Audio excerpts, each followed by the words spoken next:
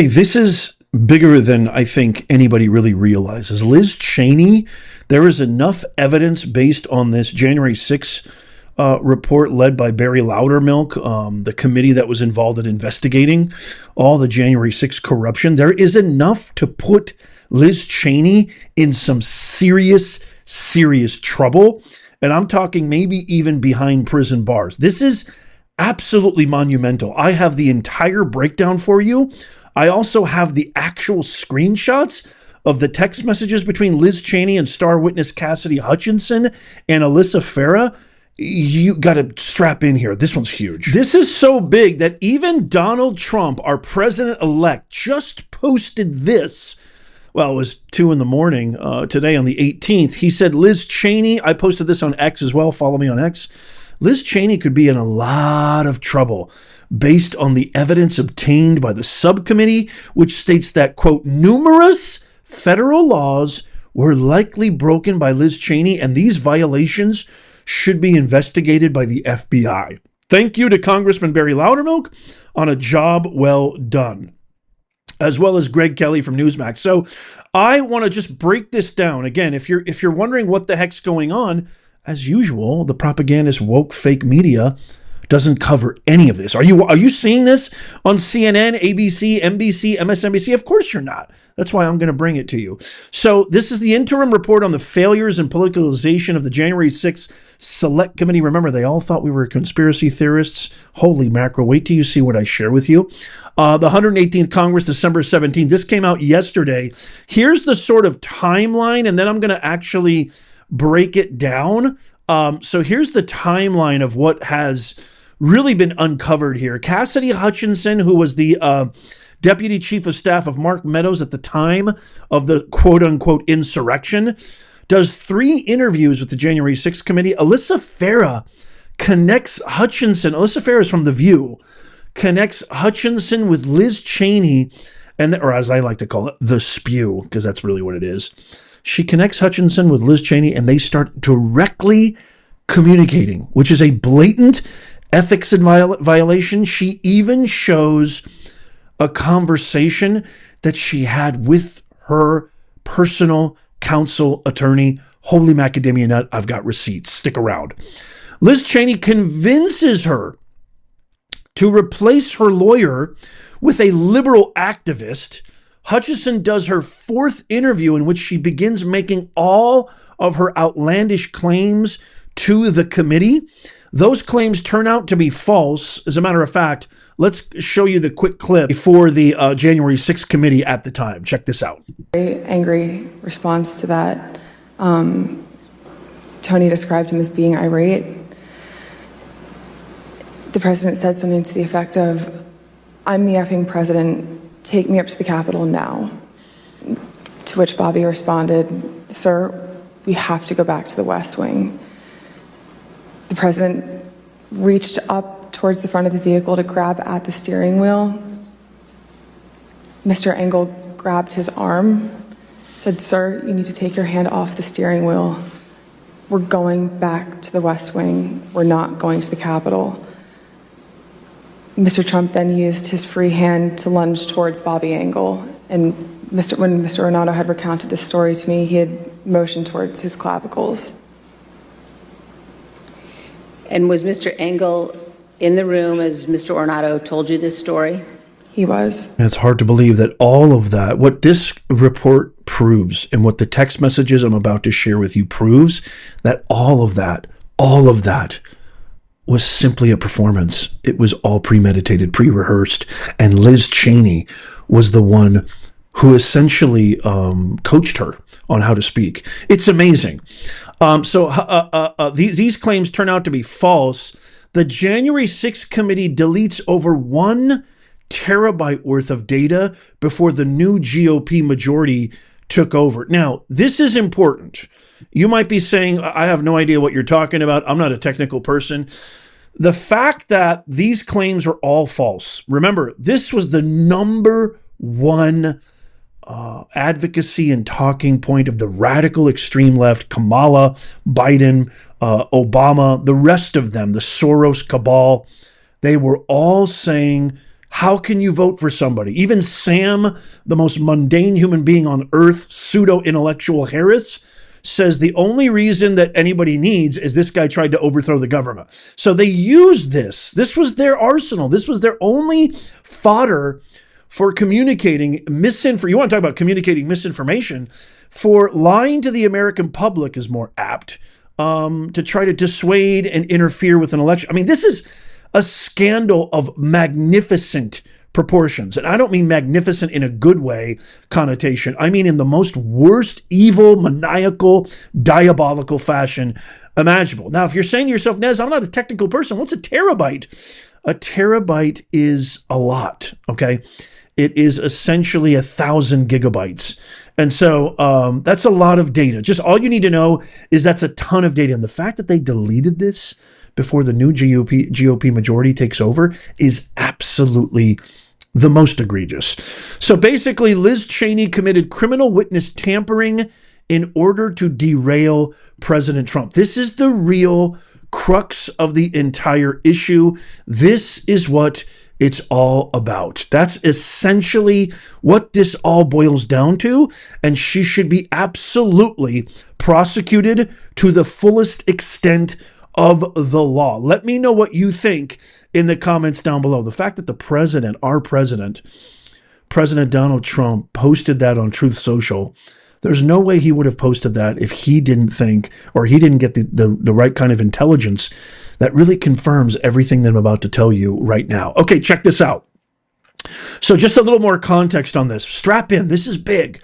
So Alyssa Farah Griffin back-channeled with Vice Chair Liz Cheney to help Hutchinson change her story. For nearly a month, Farah Griffin acted as an intermediary between the Vice Chair Cheney and the Select Committee's star witness. As an intermediary, Farah Griffin helped coordinate Hutchinson's third transcribed interview without the knowledge of Hutchinson's attorney, Stefan Passatino. How come they're all Italians? In a television panel with a member of the Select Committee, by the way, I'm part Italian. I love Italians. I love you all. Representative Ratty Raskin, he's such a rat. The guy's such a rat. He's a really nasty person. Not like Professor Nez. I love watching Professor Nez. He's the greatest out there. Really tells the truth. He's a good guy, good-looking guy. Thank you, Mr. President. I love you. A year following the end of the Select Committee, Hutchinson freely stated that she had, quote, back-channeled for a third interview without my former attorney's knowledge at the time with one of my good friends, Alyssa Farah Griffin. At this time, Farah Griffin and Hutchinson discussed the optics. Now, these are excerpts from Loudermilk's report of Hutchinson leaking new information to the press instead of testifying directly to the Select Committee. Hutchinson's messages indicate that she and Farah Griffin colluded to create a false story about why Hutchinson needed to do a third transcribed interview for the Select Committee to convince her attorney Passatino. Vice Chair Liz Cheney continued communicating directly, I'm going to show you that in just a second, stick around, with Cassidy Hutchinson despite problematic ethical implications. After her third transcribed interview, Hutchinson reached out to Representative Cheney directly. I'm going to show you that in a second. While Hutchinson revealed the general timing of these conversations in her book, the extent and content of their communication was not previously disclosed until they were uncovered by Chairman Loudermilk. When Hutchinson texted Representative Cheney, she was still represented by Passatino, which Representative Cheney knew. So she had knowledge. She broke the law on many fronts. Cheney and Hutchinson communicated directly for days without counsel and without a lawyer's knowledge. It is unusual and potentially unethical for a member of Congress conducting, you want to talk about a conflict of interest. I mean, she orchestrated the whole thing. It's a huge lie. This is huge. To contact a witness, I hope Kash Patel and Pam Bondi go after her. Oh, please, God, retribution. It's time. Congress conducting an investigation to contact a witness if the member knows that the individual is represented by legal counsel. Representative Cheney is an attorney, and an attorney who circumvents an individual's legal representation would violate well-established attorney ethics standards and the Washington, D.C. bar rules of professional conduct, regardless of who initiates the contact. While it is not clear how the D.C. bar would apply this rule to an attorney who is also a sitting member of Congress, rule states that, quote, a lawyer shall not communicate or cause another to communicate about the subject of the representation with a person known to be represented by another lawyer in this matter. This appears to be precisely, which I 100% concur, what Representative Cheney did at this time, and within a matter of days of these secret conversations, Hutchinson would go on to recant her previous testimony and introduce her most outlandish claims. Okay, moving on further, Vice Chair Cheney covertly assisted Hutchinson and influenced her to fire her attorney. Representative Cheney's influence on Hutchinson went beyond contacting Hutchinson directly. Cheney played a primary role, this is insane, in Hutchinson firing her current free-to-her legal counsel, Pasatino, and even provided Hutchinson with a list of attorneys that would likely contribute to building the Select Committee's narrative. I mean, these guys, the Hippocrats. These are the Hippocrats. I guarantee you, the reason that Kamala Harris welcomed the endorsement of Liz Cheney, the reason that Liz Cheney went on Kamala's campaign trail, the reason she's been ranting and raving about Trump, it all has to do with wounded narcissism. It all has to do with her being butthurt over what Trump said about her dad, and she colluded with Soros, Obama, Clooney, Holly Weirdo, the Clintons, the whole cabal. This is all a concoction. She colluded with Ratty Raskin, Adam the traitor Kersinger, and the rest of them. Holy mackerel. The account of how Hutchinson terminated her counsel and hired new counsel varies in important ways between Hutchinson and Representative Cheney's respective memoirs, both published in the aftermath of the Select Committee. According to Cheney, her concerns for respecting ethical boundaries limited her contribution to Hutchinson's strategy, and she passively waited for Hutchinson to fire her attorney and find new counsel on her own. Now, I mean, that's just insane. Let me know what you think in the comments. I can't wait to read your comments. More than 1 terabyte of missing digital data. What's up with that? Based on the inventory of this digital data and statements from Chair Thompson, the subcommittee discovered that the Select Committee failed to archive more than 1 terabyte of digital data. That is so atrocious. In a July 7, 2022 letter to Chairman Loudermilk, Representative Thompson claimed that the Select Committee archived over 4 terabytes of digital data. However, after reviewing this, the committee received less than 3 terabytes of digital data from the Select Committee. 1 terabyte is a substantial amount of missing data. You better believe it, 100%. 1 terabyte of data is equivalent to 6.5 million document pages, such as PDFs or Office files. This is a great perspective here. 500 hours of high-definition video or 250,000 photos. Where are the emails, Hillary? What happened to the emails, Hillary? Doesn't that sound familiar? Where's all the data, Liz? Hey, Liz, knock, knock, who's there? Party of 2, busted, party of 2. Where's the photos? Where's the terabyte, Liz? Included in the physical files the Select Committee archived was a memorandum from the Select Committee's e-discovery platform dated December 28, 2022, in which the contractor explicitly states that the Select Committee excluded committee work product and select documents deemed as sensitive from its archiving process. This is such a foul criminal act. It is unclear what files were excluded, but it is clear that the Select Committee instructed its e-discovery contractor to proactively remove certain files from the archive it prepared and subsequently turned over to the subcommittee. Can you imagine, my fellow Americans, my fellow global citizens, Nez Nation? Could you imagine what's on those files?